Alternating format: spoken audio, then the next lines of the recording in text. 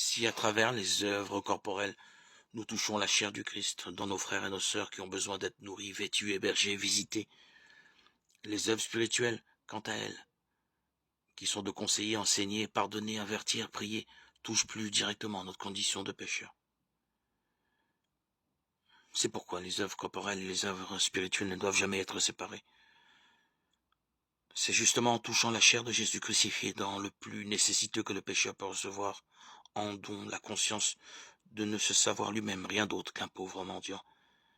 Grâce à cette voie, les hommes au cœur superbe, les puissants et les riches dont parlent les écrits ont la possibilité de reconnaître qu'ils sont eux aussi aimés de façon imméritée par le Christ crucifié, mort et ressuscité également pour eux. Cet amour constitue la seule réponse à cette soif de bonheur et d'amour infini que l'homme croit à tort pouvoir combler au moyen des idoles du savoir, du pouvoir et de la voix.